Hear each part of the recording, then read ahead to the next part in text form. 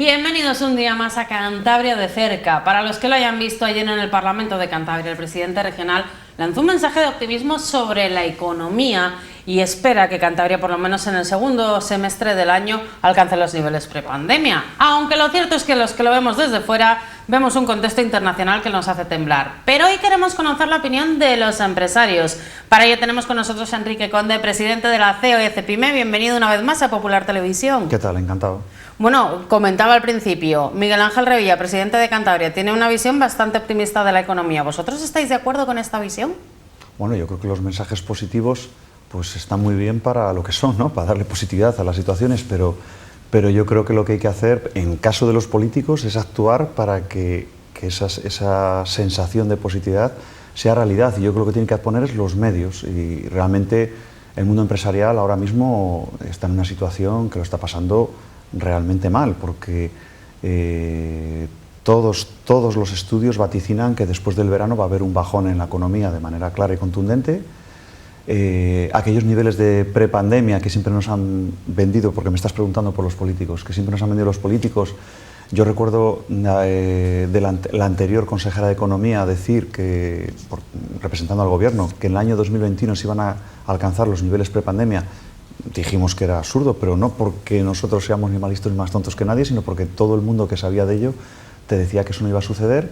Y la realidad es que existe ahora mismo en el mercado unas condicionantes que, existiendo trabajo, que es la pena, ¿no? Que existiendo trabajo, porque se está trabajando, pues las empresas están dando cuenta de resultados negativos, y eso al final va a afectar al mundo empresarial de manera clara y contundente después del verano. Hay una subida de costes que, para que nos hagamos idea, en el mundo industrial puede estar en torno al 40%.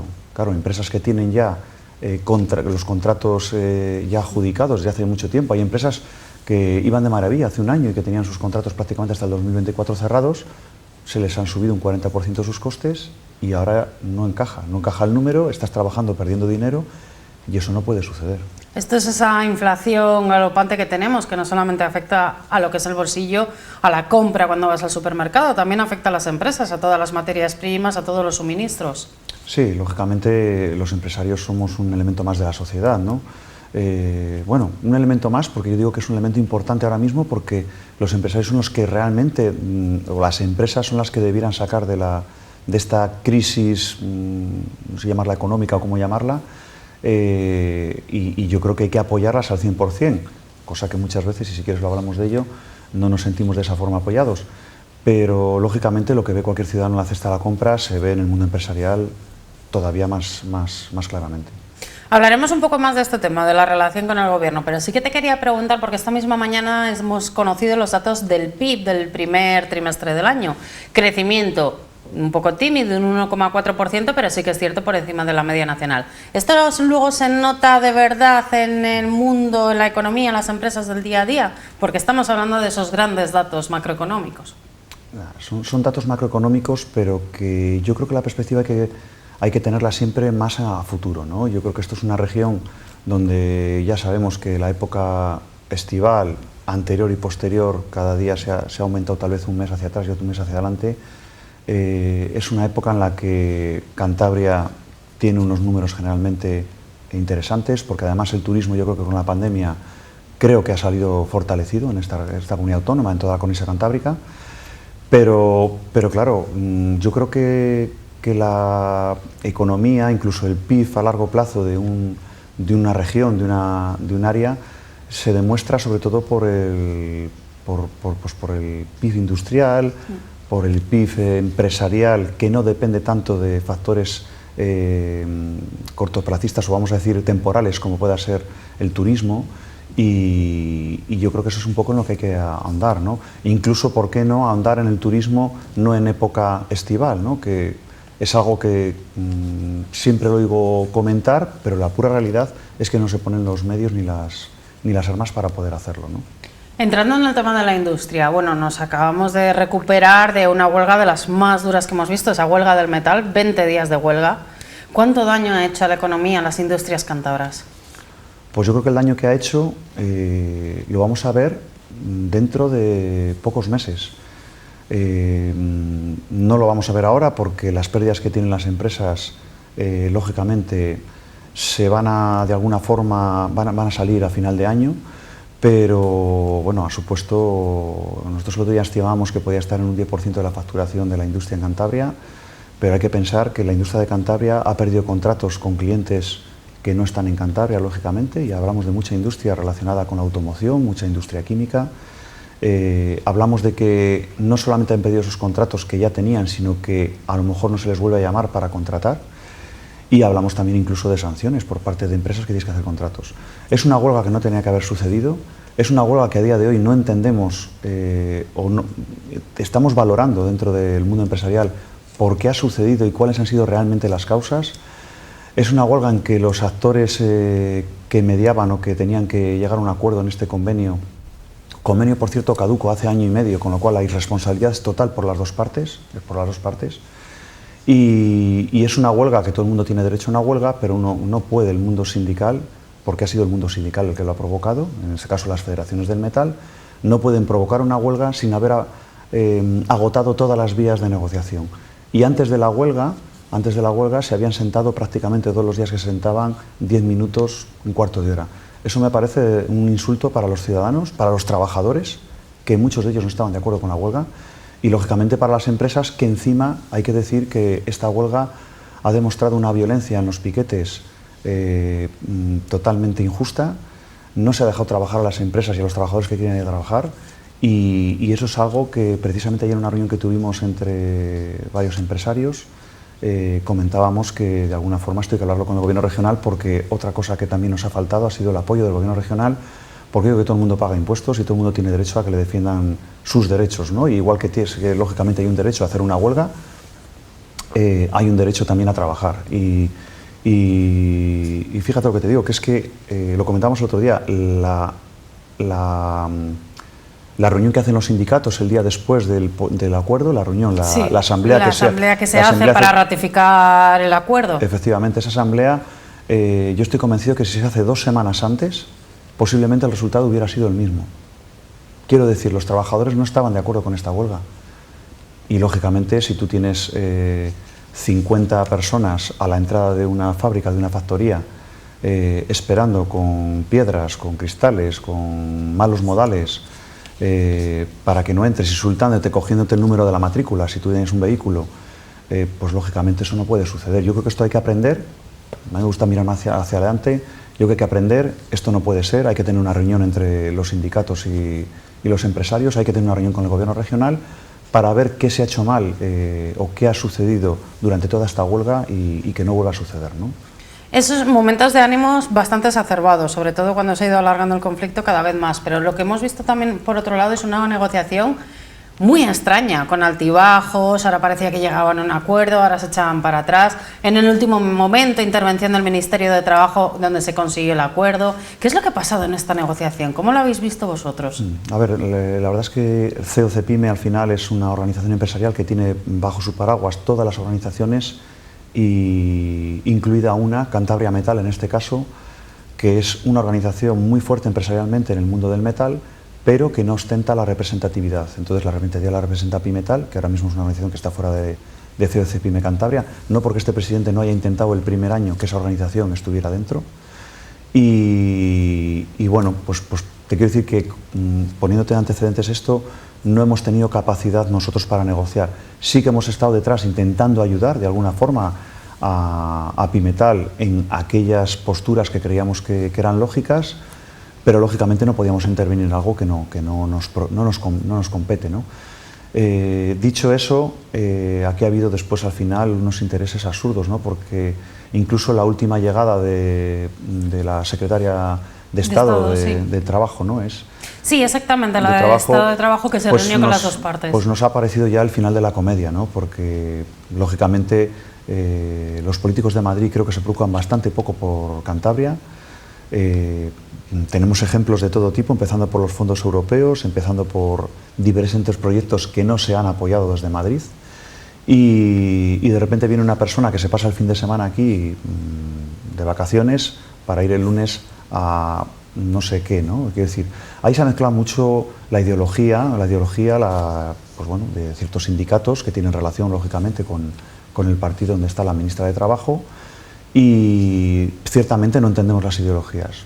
Nosotros los empresarios no somos políticos, no pertenecemos a ninguna ideología y cada uno tiene sus planteamientos políticos, que los tiene a nivel particular, y lo que intentamos es que esta región vaya hacia adelante, ¿no? Entonces estos 20 días de huelga ha sido posiblemente el mayor mazazo después de la pandemia, incluso mucho mayor que el de la huelga del transporte, y sobre todo porque va sobrevenido, ¿no? Sobre la otra huelga y sobre la pandemia misma. Entonces, pues bueno, yo creo que aquí hay que hacérselo mirar todos, porque también somos autocríticos, también creemos que de alguna forma tendríamos que habernos adelantado un poquito más, pero lo que hay que hacer es solucionarlo de aquí para adelante, porque va a haber más conflictividad social de aquí hacia adelante, eso es una realidad, incluso una realidad porque diversos medios han sacado publicado, pues incluso los sindicatos a nivel nacional lo han comentado, ¿no? Que va a haber conflictividad social, incluso yo no sé hasta qué punto provocada o no, y yo creo que no es el momento ahora mismo de ninguna conflictividad, es el momento de estar todos unidos. Y nuestro papel va a ser ese, unir a los trabajadores y a las empresas, porque además, siempre lo digo, hoy en día los trabajadores están muy unidos a la empresa, mucho más que a veces que a los propios sindicatos, porque lógicamente el empresario en este país y en esta comunidad autónoma puede haber 3 o 4 grandes empresas, pero casi todos los empresarios estamos a un mismo nivel prácticamente que un trabajador a la hora de concienciarse, ¿no? De que hay que sacar las empresas adelante. Entonces, yo creo que ese va a ser nuestro papel y, lógicamente, vamos a tener que instigar de alguna forma a los políticos para que sean mucho más atrevidos en sus decisiones y en sus planteamientos, ¿no? Porque aquí, ya que preguntas la responsabilidad de la huelga, habría que ver también el papel de los políticos regionales, cuál ha sido, y bueno, ya te digo y te adelanto que los empresarios no estamos nada contentos con él, ¿no? Con el papel del gobierno y con la actividad que ha tenido durante esos 20 días de huelga, porque si bien es cierto que ha estado mediando, parece que no le ha gustado a ninguno de los dos lados. Nada, mira, el gobierno al final está compuesto, es un bipartito. Yo creo que la parte del PRC no ha intervenido prácticamente en nada, con lo cual no entendemos cómo te puedes aislar de un problema que es un problemón para Cantabria y lo va a suponer de aquí para adelante. Y después, por la parte del PSOE, creo que todos tenemos un vicepresidente, todos tenemos un presidente de un parlamento y, lógicamente, lo que no pueden es posicionarse por una de las dos partes sin saber seguramente el fondo, ¿no? Tal vez la que más ha estado centrada, porque le correspondía a la consejera de Trabajo, Eugenia, pero bueno, también creo que tenía que haber sido mucho más incisivo en hacer que las dos partes hubieran llegado a un acuerdo. Sí o sí, yo creo que en un momento dado tenía que haberse metido 3 días seguidos en una dirección a salir, porque creo que el mal de los 20 días de huelga es mucho mayor que el de tener a 3 días metidos en una habitación a 6, 8 o las personas que fueran, ¿no? Bueno, tampoco llamamos al secuestro, pero sí, desde luego que hubiese sido, todos estábamos deseando que se llegase a un acuerdo bueno para las dos partes. Hablabas de la intervención de los políticos nacionales y precisamente de eso te quería preguntar. El presidente del gobierno, Pedro Sánchez, ha presentado hace nada, escasos días, un nuevo paquete de medidas anticrisis. ¿Son las soluciones que necesita la economía? A priori no, yo creo que no. Yo creo que son medidas muy aquí te pillo, aquí te mato. Yo creo que los propios beneficiarios no están de acuerdo con las ayudas que van a recibir. Incluso en la parte social más afectada se deja fuera a gente que está pasándolo mal. Y yo creo que las planificaciones tienen que ser, desde luego que hay medidas que hay que actuar rápido y hay que ser contundente y hay que actuar a corto plazo, pero yo creo que el planteamiento tiene que ser a medio plazo, largo plazo, y tiene que ir un poco en la línea de cómo va Europa y cómo se está moviendo ahora mismo el mundo, ¿no? Yo creo que el tema de la energía es un tema que nos está machacando desde hace ya mucho tiempo. Antes de la pandemia ya tuvimos reuniones con el anterior consejero de Industria, le planteamos la problemática que se tenía y hay que atajarlo de alguna forma. Antes te comentaba a micrófono cerrado, ¿no? Que tal vez las empresas energéticas, las grandes empresas energéticas, tal vez han planteado poca solidaridad con el mundo empresarial e incluso con el gobierno, pero independientemente de eso, yo creo que el planteamiento tiene que ser más contundente, más tranquilo, más sosegado y mirar hacia adelante, ¿no? Y para eso ahora mismo en Cantabria tenemos un problemón con la energía. Bueno, tenemos un problema con la energía, con el combustible, con el precio de las materias primas y con muchas cosas, ¿no? Pero la energía es algo que está encima de la mesa hace 4 años y no se termina de solucionar. Sí, comentábamos antes, a micrófono cerrado, antes de la entrevista, que yo no entendía cómo con las medidas que se están tomando para frenar el precio de la energía, pues no se consigue frenar de verdad ese precio de la energía. De hecho, al día siguiente de entrar en vigor esto que se llamó la excepción ibérica, que es el tope al precio del gas, la energía subió de nuevo de precio. Entonces, que no entendía dónde está el problema, cómo no se puede actuar para contenerlo. Ya no hablo de igual rebajarlo, hay un contexto bastante complicado, pero contener ese precio. Es inentendible y fíjate, yo aquí metería otra variable, ¿no? ¿Por qué plantas nucleares no? Cuando ahora hay centrales nucleares de mucho menos tamaño y que no aportan ninguna contaminación. Bueno, Francia va a hacer 80, Estados Unidos va a meter una política también de hacer centrales nucleares, no de gran tamaño, no son las centrales nucleares de entonces, sino que están mucho más adaptadas a la realidad de hoy en día. Seguramente que el suministro, el transporte de esa energía es mucho más sencillo al ser más pequeñas y de alguna forma repartirlo más. Y ese, por ejemplo, es un ejemplo que no entendemos el no porque no, ¿no? Yo creo que es muy sencillo muchas veces para esa persona que vive en la Castellana o que vive, por decir una calle céntrica de Santander, el Paseo Pereda, decir que no se haga una central nuclear en la zona de Campoo, por poner un ejemplo. Pero eso es un error porque lógicamente yo creo que ahora mismo es una necesidad y estamos en clara desventaja competitiva con países, con zonas geográficas del mundo como puedan ser toda la zona asiática, China, India, Rusia, Turquía, y yo creo que eso ahora mismo nos va a relegar a un papel no secundario, pues mucho más atrás, ¿no? en ese esquema geopolítico a nivel mundial.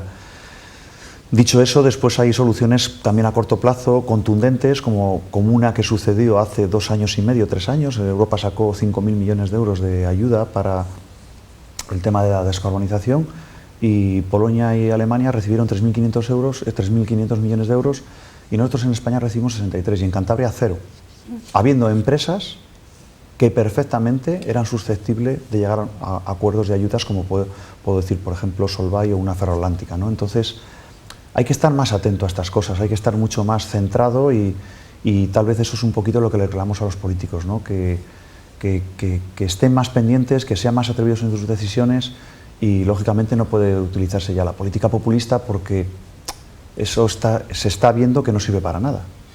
Energía nuclear es una forma, pero también tenemos en Cantabria por delante los planes eólicos. A favor de estos planes, porque también crean bastante conflictividad social con todos los vecinos que puedan ser afectados, en donde se quieren instalar estos parques. Lo hemos comentado desde el minuto 1. Los parques eólicos, si cumplen con la legalidad, que para eso existen unas leyes, y unas leyes que ya criban de manera clara y explícita cuáles son los condicionantes para poder construir un parque eólico, y lleva condicionantes medioambientales, lleva condicionantes de población, de afección. Entonces, si esos parques son legales, lógicamente vayamos adelante con los parques eólicos. Otra cosa es pues lo que ha sucedido, ¿no? Que de alguna forma, cuando se termina el plazo de la presentación de estos parques eólicos, pues ha habido mucho inversor o gente que quería invertir en parques eólicos que ha metido a otra pastilla esos proyectos, pero esos proyectos, muchos de ellos van a ser rechazados, que es lo que no se cuenta. Entonces van a quedar los proyectos serios, y los proyectos serios yo creo que hay que cogerles, hay que mimarles, porque después, cuando ese parque eólico se vaya a construir, pues esa construcción, esos proveedores, esa riqueza que va a crear alrededor, entonces nadie la va a rechazar, ¿no? Entonces, y no solo eso, sino el bienestar que va a provocar para Cantabria. Entonces yo creo que lo que es legal se tiene que hacer, y yo no lo veo de otra forma. Lógicamente, un parque eólico puesto en mitad de una población, pues ya sabemos todos que no puede ser, pero es que la ley lo va a rechazar. Directamente. Bueno, hay unos 40, si no recuerdo mal, parques eólicos en tramitación, veremos cuántos salen en adelante. Eso sí iba a decir, es que realmente no van a salir esos 40, ni mucho menos, lógicamente. Hay que recordar que Cantabria tiene un parque eólico, el de Cañoneras, con su ampliación, ¿no? en la zona de Soba. No tiene más. Entonces, es evidente que no tenemos precisamente un cúmulo de parques eólicos en Cantabria, ni se pretende seguramente, y la ley además yo creo que lo que permite es precisamente eso, ¿no? Que no haya un cúmulo de parques eólicos y los que se hagan con criterio y que sea bueno para la población, ¿no? Yo creo que lo primero que respeta es la población. Bueno, otro de esos asuntos que nos afecta tanto, ese momento de terror que tenemos todos cuando tenemos que ir a echar gasolina al coche. ¿Llegaremos a ver el precio de la gasolina a 3 euros? Eso dicen. Eso dicen, la verdad es que estamos todos igual, quiero decir, ahora se va a bajar los impuestos, ¿no?, sobre el combustible, no se bajan todo lo que deberían de bajar, porque a lo mejor había que dar en ese momento, vuelvo a decir lo mismo, cuando hay una situación excepcional hay que actuar con medidas excepcionales, a lo mejor el impuesto tenía que ser 0, creo. Entonces, y después yo creo que la forma de actuar sobre los impuestos, sobre determinadas tasas, impuestos. Sí, que tú puedas llegar a ayudar a... Yo creo que hay que seleccionar un poco a quién hay que ayudar. Quiero decir que yo como ciudadano a nivel personal posiblemente no necesite que me bajen de 2 a 1,80. Posiblemente haya gente que sí que lo necesite, pues actúese sobre esa gente o sobre las empresas, ¿no? Estamos en un momento, aprovechando eso que estamos diciendo, en que yo creo que la gente, los políticos, no se dan cuenta que la clave ahora mismo, y esto no lo digo porque yo sea empresario, está en ayudar al tejido productivo, porque al final es el que va a hacer que ruede todo, ¿no? Y hace poco estuvo aquí Miguel Sebastián, que no creo que sea precisamente, ¿cómo se dice? No culpable, lo otro. Inocente de... No, sí, que se pueda pensar que es una persona que tiene afinidad, que tiene una ideología, ¿vale? Sí. Y lo ha dicho muy claro, la ayuda tiene que ser al tejido productivo, porque es que como no ayudemos al tejido productivo, se cae todo pues como un dominó, como unas fichas de dominó. Y dicho eso, yo creo que por ahí las ayudas no se pueden dar de forma masiva. No hay dinero, el dinero es finito, y ahora mismo no tenemos dinero. A nivel país tenemos una deuda brutal, ¿no? Entonces, lo que hay que hacer es seleccionar dónde pones el dinero y dónde inviertes. Pero bueno, yo creo que haya dinero o no haya dinero, es que ese ejercicio siempre hay que hacerlo. Tal vez de lo que nos quejamos los empresarios es de las velocidades que existen y de la profesionalidad que existe a la hora de tomar esas decisiones, ¿no? Lógicamente, una administración ahora mismo va a una velocidad pues 10 veces menor que la que llevan el mundo real de la calle, digo las empresas y digo el ciudadano. Y yo creo que tiene que dejarse escuchar más y tiene que aceptar más. Yo creo que, de hecho, en esa forma de pensar que tenemos de ayudar a la administración, empieza a haber algún programa que entre el mundo empresarial y el gobierno regional estamos llevando a cabo y con cierto éxito. Muy pocos. No puedo decir otra cosa porque son muy pocos. Pero ya empieza a haber alguno. Ya dentro de este día un poco nublado que hace hoy, vemos algo de cielo azul. Algo de cielo azul. Y no sé si habéis respirado tranquilos cuando han dicho los transportistas que de momento no vuelven a ir a la huelga. Pues respirar tranquilos, desde luego que hemos respirado tranquilos porque era una huelga, vuelvo a decir lo mismo que ha pasado con el metal, que no tendría sentido, ¿eh? Ahora mismo no tendría sentido, creo que el daño se lo harían a sí mismos, aparte de hacérselo a todo el mundo, pero lógicamente las reivindicaciones del mundo del transporte pues hay que escucharlas, porque es un sector más, es un sector que ha estado siempre ahí, es un sector que ahora mismo pasa por momentos de cambios, de muchos cambios, con un capital humano que falta ahora mismo para el mundo del transporte, se habla de muchos puestos de trabajo que faltan, y yo creo que hay que ayudar al mundo del transporte, eso sí es una realidad, y esa realidad hay que tenerla presente y hay que resolverla. ¿Y cómo habéis recibido la noticia de que se va a poner peaje a los camiones que entren al País Vasco desde Cantabria a final de año? Te soy sincero que me pillas porque no lo sabía, pero... Pues ha salido la noticia ayer, si no recuerdo mal, ¿sí? Este mismo miércoles ha salido la noticia. No lo sabía. Va exclusivamente a los camiones, no a todos los turismos, exclusivamente. ¿Y pondremos nosotros entonces un peaje del País Vasco para Cantabria? ¿O cómo pues no sé cómo reaccionará el gobierno de Cantabria. Yo no entiendo esa medida si no está tomada a nivel nacional, porque lógicamente afecta a comunidades autónomas, lógicamente estoy en desacuerdo totalmente con ella, totalmente. A nivel privado, porque no lo he hablado todavía con los empresarios, pero no tiene sentido que una comunidad autónoma decida en una en algo que afecta a las demás comunidades autónomas decida unilateralmente. Lógicamente no tiene ningún sentido. Y si ha sido así, pues de verdad que no lo comprendo, ¿no? Yo siempre lo he dicho, no comprendo las decisiones muchas veces de dos comunidades autónomas como son Cataluña y País Vasco, donde a veces el tema político independentista es el que realmente subyace detrás de las decisiones, ¿no? Y igual que he dicho claramente que nosotros no somos políticos, pero lógicamente no estoy de acuerdo en que esté representando a un gobierno español pues dos instituciones que al final son independentistas, lo primero, y lo segundo, benefician claramente solamente a una comunidad autónoma, ¿no? No me gusta la medida, así de entrada no me gusta. Veremos a ver, porque la idea era a final de año, veremos a ver si se consigue que cambien de opinión. Bueno, para ir despidiéndonos, sé que el panorama está muy complicado, pero me gustaría despedirnos con algo de esperanza. ¿Dónde tenemos esos puntos positivos, esos puntos fuertes? Sí, yo creo que hay la esperanza es la realidad que hay ahora mismo, ¿no? Cantabria es una región que tiene unos condiciones naturales fabulosos y que no voy a vender ahora porque todo el mundo lo vende, ¿no? Tal vez demasiado. Y el mundo industrial, nosotros tenemos un 20% ahora mismo de PIB industrial en Cantabria, creo que es importante. Tenemos otras industrias químicas, tenemos un potencial importante, tenemos un capital humano muy importante, tenemos 2 universidades que nutren de capital humano a esta comunidad autónoma y que muchas veces se tiene que ir de Cantabria por obligación. Todo eso, si lo sabemos articular, creo que esta región puede tener, esta comunidad autónoma puede tener un futuro halagüeño, pero no hay que olvidarse de que estamos en una competencia pura y dura, como acabas de decirme, con el País Vasco, con Asturias, con Castilla y León y después con otros países de Europa, incluso con otros países del mundo, ¿no? Entonces, lo que hay que hacer es, vuelvo a decir, siempre digo lo mismo, ¿no? Estar mucho más unidos todos, ser muy atrevidos en las decisiones que se tomen, y si conseguimos hacer eso, yo creo que esta comunidad tiene unos mimbres muy buenos. He comentado antes que hay empresas que tienen trabajo hasta el 2024. El problema que subyace ahora mismo son los costes.